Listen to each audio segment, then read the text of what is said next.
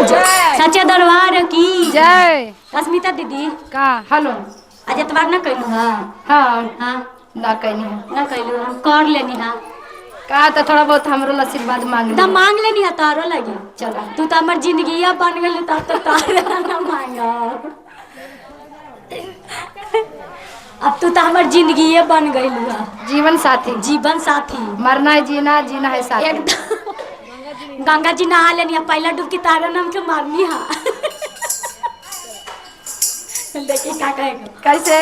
शंकर जी के जाटा से एकदम गंगा जी के धारे बहेला एकदम वही नहलू अब जाके हुए जाके नहाई नहीं है अच्छा ये बात बतावा गंगा जी में नहला तो नाक मुंड के कि नाक खोल के नाकवा खोल के नहाई नहीं है अच्छा बात है काहे कि गंगा जी में नहा जाला तो नाक मुंड के ना नहाए के चाहिए नाको में ना तो गंगा मैया कही है हाँ। कि नाक मुंड के हमरा में तू डुबकी मारे नहीं है तो तोरा पूर्ण ना हो तो काहे कि हम मह कही आओ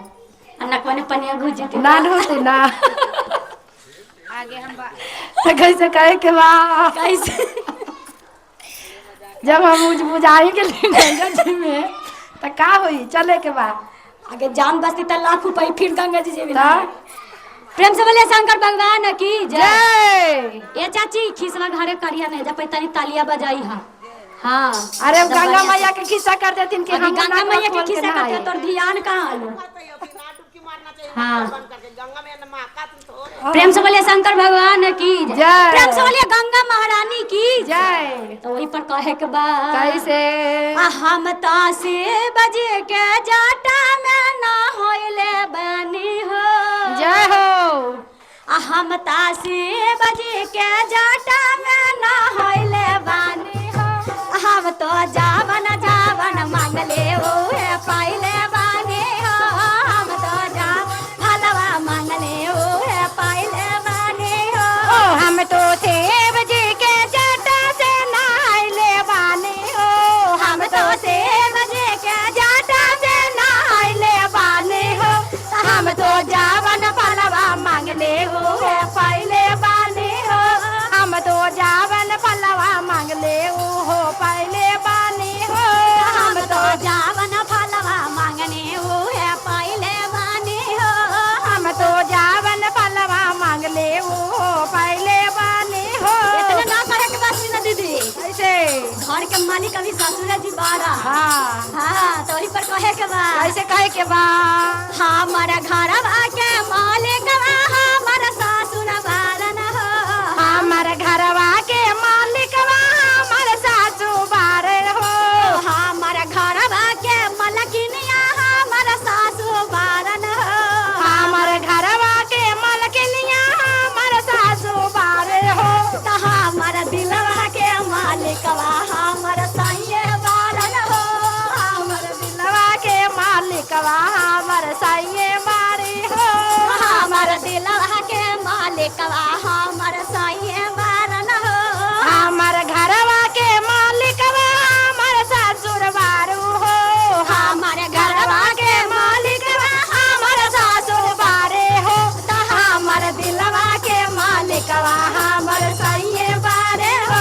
हमार दिलवा के मालिक बा हमार साइये बारे हो हमारा दिलवा के मालिक बा हमारा साइये बारे हो हमार दिलवा के मालिक बा हमार साइये बारे हो हम तो से बजे के जाटा में ना होइले बानी हो हम तो सेब जी के जाटा में नहाइले बाने हो तो हम तो जावन फलवा मांगने ओए पाइले बानी हो हम तो जावन फलवा मांगले ओ पाइले बाने हो तो हम तो जावन फलवा मांगने ओए पाइले बानी हो हम तो जावन फलवा मांगले ओ पाइले बाने हो हम तो जावन फलवा मांगने जय ओए हो, पाइले बानी हो हम तो जावन फलवा मांगले ओ पाइले बाने हो हमारा घरवा के मालिक बा हमारा सासू बारे हो एकदम ऐसे न सास रही एकदम एकदम एकदम जवान एकदम इनके नहीं है एकदम तो कैसे कहे के बा देखा ना हमर भैया के दिल में चोट लग गई हा हाँ। तो 200 के नोट निकालनी हा हाँ। 500 के काहे ना निकाल लू हा 500 के निकाले के चाही तो 200 निकाल लू हा तो कैसे कहे के बा तो देखी का कहे के बा हमारा घरवा के मलकिनिया हमारा सासू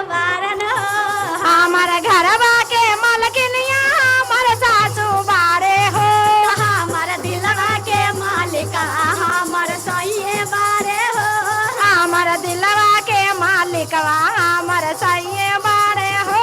हमर दिलवा के मालिकवा हमर सैये बारन हो हमर दिलवा के मालिकवा हमर सैये बारे हो हम तो से बजे के जाटा में नहाइले बानी हो हम तो देव जी के जाटा से नहाइले बाने हो हम तो जावन फलवा मंगने उहे पहले वानी हो हम तो जावन फलवा मांगले वो पहले बाने हो हम तो जावन फलवा मंगने उहे पहले वानी हो हम तो जावन फलवा मांगले वो पहले बाने हो हमर घरवा के मालिकवा हमर भैंसुर बारन हो हमर घरवा के मालिकवा हमर भैंसुर बारे हो हमर दिलवा के मालिकवा हमर सैये बारे हो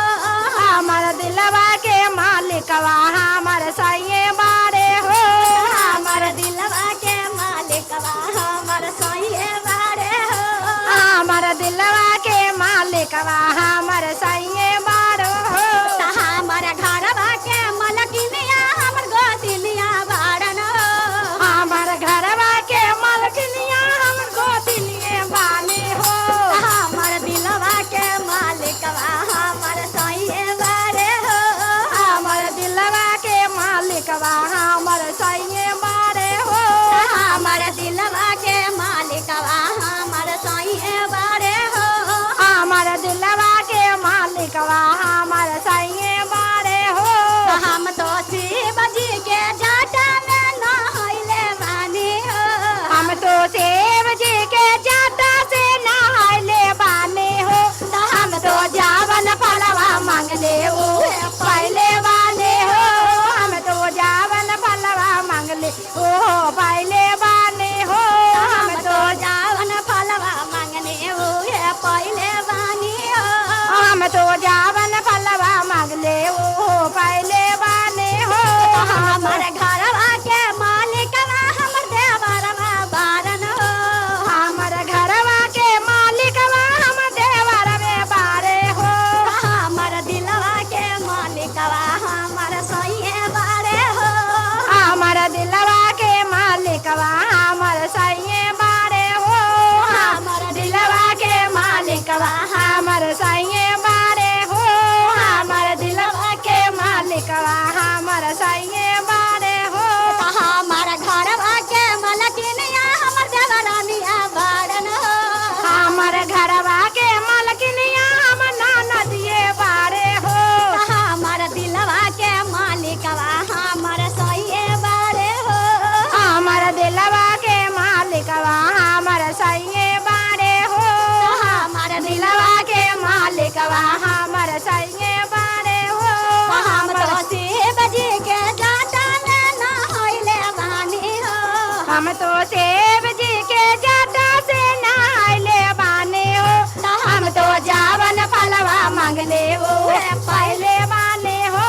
हम तो जावन फलवा मांगले ओ पहले बाने हो हमर चर्चा के मालिकवा हमर सखियन बारन हो हमर चर्चा के मलकिनिए हमर सखिए बारे हो हमर चरवा के मलकिनिया बेनल ओढ़ल बारन हो हमर चर्चा के मलकिनिया हमर सखिए बारे हो हमर दिलवा के मालिकवा हमर भोला बारे हो हमर दिलवा के मालिकवा हमर भोला बारे हो